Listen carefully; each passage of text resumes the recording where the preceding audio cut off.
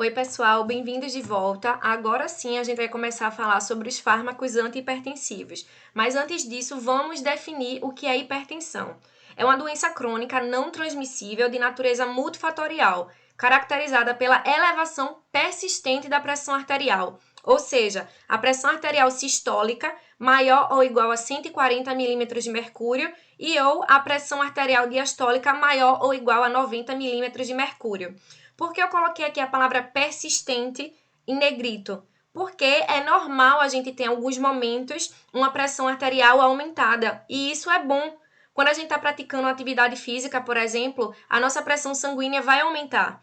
O problema é quando essa pressão arterial persiste aumentada sem baixar de jeito nenhum. A isso a gente caracteriza a hipertensão, desde que seja feita a medida com a técnica correta em pelo menos 2 ocasiões e a pessoa não pode estar usando medicação antihipertensiva.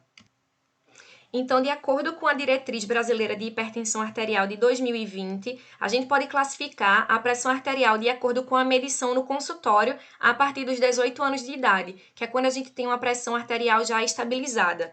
Então, para a gente ter uma pressão arterial considerada ótima, a gente precisa ter valores de pressão arterial sistólica abaixo de 120 e de pressão diastólica abaixo de 80.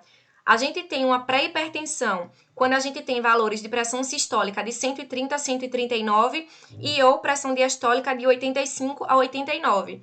E a gente tem um nível mais alto de hipertensão arterial, o estágio 3, quando a gente tem valores de pressão sistólica acima de 180 e ou de pressão diastólica acima de 110 milímetros de mercúrio. Uma vez que a gente detectou, que a gente diagnosticou a hipertensão num paciente, como é que a gente vai tratar? Assim como a maioria das outras doenças, a gente pode tratar a hipertensão da forma não medicamentosa, primeiro, né? E depois a forma medicamentosa. Porque apesar dos medicamentos nos ajudarem, a gente sabe que eles também trazem alguns efeitos adversos. Então, como seria esse tratamento não medicamentoso? Seria através da dieta, uma dieta baseada na dieta mediterrânea, que tem muito consumo de frutas e vegetais, não consumo de sal, não consumo de gorduras. Isso vai fazer com que a gente tenha uma saúde melhor e vai diminuir a chance da gente ter pressão arterial alta. A gente também pode realizar atividade física, a gente pode também não fumar e não beber bebidas alcoólicas, pode manter uma composição corporal saudável, que é isso, se manter dentro do IMC adequado, saudável para a sua faixa etária e altura. Quando isso não funciona, a gente precisa somar, vejam bem, somar a esse tratamento não medicamentoso, o tratamento farmacológico. E é sobre eles que a gente vai falar agora.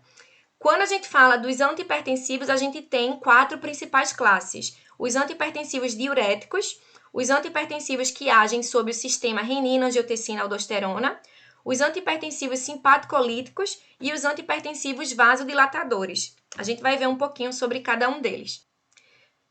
Bem, pessoal, de acordo com o local de ação desses diuréticos lá no néfron, a gente vai ter uma subdivisão desses diuréticos, que vão poder ser inibidores da anidrase carbônica, dialça ou potentes, tiazídicos e poupadores de potássio. Os diuréticos têm como mecanismo de ação comum a capacidade de aumentar o volume de urina excretado, diminuindo o volume de líquido extracelular. Se eu diminuo o meu volume de líquido extracelular, eu diminuo o meu volume sanguíneo. Se eu diminuo o meu volume sanguíneo, eu diminuo o débito cardíaco. Diminuindo o débito cardíaco, eu diminuo a minha pressão arterial. Daí a gente vai ver, então, os tiazídicos, os dialça e os poupadores de potássio. Nos tiazídicos, eu trouxe aqui com a coloração diferente o DI, para a gente lembrar que o local de ação no néfron é o túbulo contorcido distal. O mecanismo de ação vai ser através do bloqueio do transportador sódio-cloreto no segmento inicial do túbulo contorcido distal. E como mecanismo, e essa ação vai gerar o quê? O aumento da concentração de sódio e cloreto no líquido tubular e excreção de sódio e água. Como efeito adverso, a gente pode citar a hiponatremia, a depressão de potássio, a hiperuricemia, que pode levar a episódios de gota, pessoas que já têm predisposição para acumular ácido úrico. Se utilizar dos diuréticos tiazídicos, pode ser que tenha aí algumas crises de gota. Hipotensão ortostática e tontura leve. Como exemplos, a gente pode citar hidroclorotiazida, indapamina, clortadilona e clorotiazida. A farmacocinética dele é que tem uma alta biodisponibilidade por via oral e podem ser administrados uma vez por dia porque tem uma meia-vida longa. Nessa figura aqui, a gente pode ver que na excreção da urina a gente tem o aumento de sódio e de potássio e volume de urina. E a gente tem uma diminuição da excreção de cálcio. Então, os diuréticos tiazídicos preservam o cálcio. Então, pode ser indicado para pessoas que têm, então, predisposição para osteoporose, por exemplo. Os diuréticos de alça ou potentes. A alça aqui está marcado em vermelho para a gente lembrar que o local de ação no néfron é o ramo ascendente da alça de Henle. O mecanismo de ação é o bloqueio do transportador de sódio e potássio 2-cloreto no ramo ascendente espesso da alça de Henle. A ação vai ser fugaz, é uma ação rápida, dura de 2 a 4 horas, porém o efeito é maior. Esse medicamento é mais potente. É usado especialmente em caso de acúmulo de líquido ou edema. Efeito adverso, a gente pode citar a ototoxicidade, e ele não pode, então, ser usado com aminoglicosídeos, que é um antibiótico que também causa ototoxicidade. Então, a gente precisa evitar essa combinação. Pode também provocar hiperuricemia, hipovolemia aguda, depressão de potássio e de cálcio e hipomagnesemia. Os exemplos são furosemida, bumetanida, torcemida e outros. Eu coloquei aqui que o número 1, a furosemida, é o mais usado, porém, o 2 e 3, que é o bumetanida e torcemida, são mais potentes e eles estão começando a ser mais usados atualmente. Pode ser que um dia seja mais usado que o furosemida. Aqui a gente pode ver que na excreção da urina não vai ter nada diminuído e a gente vai ter um aumento da eliminação de sódio, a gente vê que é bastante. A gente também vai ter a eliminação de potássio, de cálcio, e também vai ter uma eliminação grande do volume de urina. Os poupadores de potássio. Eu coloquei aqui túbulo coletor com letra K, para a gente lembrar que o poupador de potássio vai agir nesse local, no túbulo coletor. O mecanismo de ação. A gente tem dois tipos a depender do fármaco. Quando a gente está falando do amilorida e triatereno, eles bloqueiam o canal de sódio. E a espironolactona é o antagonista da aldosterona. A ação tem uma eficácia reduzida na diurese, porém, quando associada aos tiazídicos ou aos diuréticos de alça, eles são úteis porque, como os outros provocam a perda de potássio e esse aqui poupa a perda de potássio, quando a gente faz essa combinação, a gente pode diminuir esse efeito colateral, esse efeito adverso. Quais são os efeitos adversos desse aqui? Hiperpotassemia, ginecomastia em homens e irregularidade menstrual. A gente pode ver aqui que a excreção urinária vai ser diminuída do íon potássio e a gente vai ter aqui uma excreção pequena de sódio e um volume de urina também pequeno comparado aos outros diuréticos. Como exemplos, a gente tem a espironolactona, a amilorida e o triatereno. Agora vamos falar sobre os antihipertensivos que agem sobre o sistema renina-angiotensina. Como o nome já diz, né, eles têm como alvo as reações desse mecanismo de regulação de pressão arterial. Então, a gente tem dois subtipos, inibidores da ECA, que é a enzima conversora de angiotensina, e os bloqueadores dos receptores de angiotensina, que a gente pode chamar de BRA. Os inibidores da ECA ou IECA. O local de ação vai ser na cascata de reação do sistema renina-angiotensina-aldosterona. A gente tem aqui na cascata, né, que o angiotensinogênio vai se reunir com a renina, que é uma enzima, formando a angiotensina 1. A angiotensina 1, então, vai ser transformada em angiotensina 2, que é um potente vasoconstritor, através da ECA. Se eu estou inibindo aqui essa enzima conversora de angiotensina, eu não vou ter aqui esses passos. A minha cascata vai ser interrompida. Então, inibindo essa enzima, eu não tenho formação de angiotensina 2. Então, a ação vai ser reduzir a vasoconstrição e reabsorção de sódio. Consequentemente, eu vou ter menos água. Um efeito colateral que a gente precisa lembrar é do acúmulo de bradicinina. Bradicinina é um sinalizador celular que é degradado também pela enzima ECA. Se eu estou usando um inibidor da ECA por causa da hipertensão, eu vou ter como efeito colateral o acúmulo dessa bradicinina. E em algumas pessoas, esse acúmulo pode gerar uma tosse seca e pode até limitar o uso desse medicamento por essa pessoa e geralmente quando a gente tem esse efeito adverso, o IECA é trocado pelo BRA e a gente vai ver por quê, tá bom? Então, o efeito adverso, como eu falei, é a tosse seca hiperpotassemia, hipotensão grave, principalmente na primeira dose, malformação fetal e aborto. Por isso, não pode ser tomado na gestação. Como exemplos, captopril, enalapril e ramipril. Coloquei aqui que o captopril tem a sua biodisponibilidade reduzida por causa do alimento no estômago, então o ideal é a gente não tomar esse medicamento junto com a alimentação.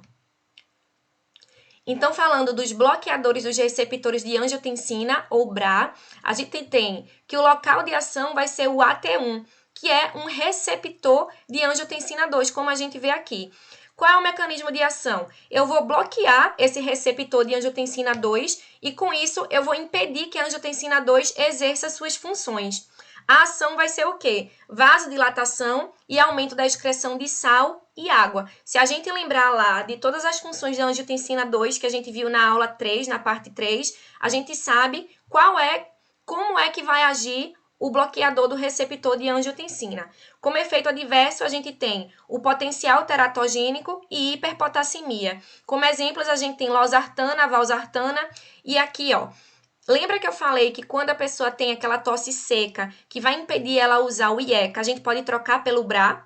Por quê? Se eu estou usando o BRA, eu não vou aqui inibir a ação dessa enzima que vai degradar a bradicinina, que é um sinalizador celular que, quando se acumula, vai provocar esse efeito da tosse. Se eu bloqueio os receptores da angiotensina, eu não vou ter, então, aqui esse problema. É por isso que, geralmente, uma pessoa que está usando o IECA e tem esse uso limitado por causa da tosse, o médico substitui o IECA pelo BRA. Falando, então, dos fármacos antihipertensivos simpaticolíticos, a gente vai abordar os fármacos que atuam no sistema nervoso simpático. Lembra lá naquela aula 2, na parte 2 da monitoria, que a gente viu a regulação da pressão arterial a curto prazo, que envolve o sistema nervoso autônomo simpático e parasimpático. A divisão simpática era responsável pelo quê? Através da liberação de noradrenalina, aumentar a pressão arterial. Então, isso significa que uma atuação desse sistema simpático, de um tônus simpático, faz com que a minha pressão arterial fique elevada. Então, eu vou usar fármacos que vão atuar como agonistas de receptores alfa-2, antagonistas de receptores alfa-1 e antagonistas beta-adrenérgicos ou beta-bloqueadores. Vamos ver como funcionam. O local de ação dos agonistas alfa-2 são justamente os receptores do tipo alfa-2 localizados no sistema nervoso central. Quando esses receptores estão ativados, por isso que ele é um agonista, o fármaco quer ativar o receptor. Quando esse receptor está ativado, não ocorre liberação do neurotransmissor noradrenalina. A noradrenalina estimularia a via simpática do sistema nervoso autônomo. E isso não vai acontecer. O mecanismo de ação é esse, ativar os receptores alfa-2. A ação é reduzir a produção de sinais adrenérgicos vasoconstritores para o sistema nervoso simpático periférico. O efeito adverso é a sonolência, por isso é recomendado tomar antes de dormir. Também pode dar boca seca e diminuição da libido. Como exemplo, a gente tem a metildopa, que é o fármaco de escolha para gestantes. Ele é considerado seguro tanto para a mãe quanto para o feto. Os antagonistas alfa-1. Esse aqui a gente viu era agonista alfa-2. Aqui é antagonista alfa-1. O local de ação são esses receptores alfa-1 adrenérgicos no músculo liso vascular. O mecanismo de ação é impedir a ligação da noradrenalina a esses receptores alfa-1. Dessa forma, eu vou inibir a vasoconstrição, vou reduzir a resistência vascular periférica e, consequentemente, vou reduzir a pressão arterial. A gente viu, né, lá nos determinantes da pressão arterial, que era débito cardíaco e resistência, que iriam determinar o meu valor da pressão arterial. Como efeito adverso, a gente pode ter tontura, cefaleia, retenção hídrica, hipotensão postural após a primeira dose. Por isso, se indica iniciar com dose baixa e ao deitar. Como exemplos, temos doxazosina, prazosina e terazosina. Antagonistas beta-adrenérgicos ou beta-bloqueadores. O local de ação vão ser os receptores do coração e dos rins. Mecanismo de ação no coração vai bloquear os receptores beta-1. E nos rins, a gente vai reduzir a secreção de renina. Se eu não tenho secreção de renina, eu vou inibir aquela cascata que vai formar angiotensina 2, que tem aquelas funções, que uma delas vai ser a vasoconstrição, vai ser retenção de água e de sódio. Se eu não tenho renina, eu não vou ter nada disso que vem depois. Então, a ação vai ser diminuir o débito cardíaco e a resistência periférica. Como efeito adverso, tem insônia, bradicardia, broncoespasmo. O pulmão tem receptores beta-2. Então, se eu vou usar um beta-bloqueador que não é seletivo para beta-1, por exemplo, e eu vou, então, ter uma atuação no beta-2, eu posso levar um efeito adverso, especialmente em pessoas que têm asma. Eu vou provocar um broncoespasmo e eu posso, então, fazer com que uma pessoa asmática tenha uma crise. A suspensão brusca pode causar infarto do miocárdio e, além disso, a gente tem a diminuição do HDL e aumento dos triglicerídeos. Como exemplo, a gente tem do primeira geração propranolol, segunda geração atenolol e terceira geração labetalol. Uma observação que eu coloquei aqui para vocês é que os beta-bloqueadores são recomendados como tratamento de primeira escolha na hipertensão quando está presente uma doença concomitante. Por exemplo, paciente com infarto anterior, com arritmia, insuficiência cardíaca congestiva. Esse fármaco aqui vai ser o fármaco de escolha. Antihipertensivos vasodilatadores. Eles vão aumentar a luz do vaso, eles vão aumentar o raio do vaso. Quando eu aumento o raio do vaso, eu tenho o quê? Uma diminuição da resistência. Se eu diminuo a resistência, eu diminuo a minha pressão arterial. Os vasodilatadores diretos vão atuar diretamente sobre o músculo liso vascular e vão diminuir o tônus vascular. O mecanismo de ação da hidralazina, a gente vai diminuir a concentração de cálcio intracelular. Se eu não tenho cálcio, eu não tenho contração. Se eu não tenho contração, eu não tenho vasoconstrição. Se meu vaso vai ficar mais relaxado, eu vou ter a diminuição da resistência. O minoxidil vai ativar os canais de potássio mediados por ATP. Como é essa ação? Vai causar uma vasodilatação arteriolar. Como efeito adverso do minoxidil, a gente tem hipertricose e cefaleia. Da hidralazina, a gente tem exacerbação da angina e reação lupus-like.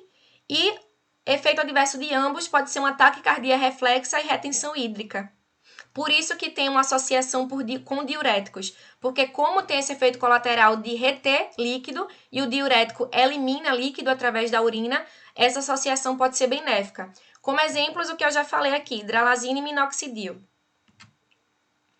Os bloqueadores dos canais de cálcio são indicados quando os fármacos de primeira escolha são contraindicados ou ineficazes. O local de ação são os canais de cálcio do músculo cardíaco e do músculo liso.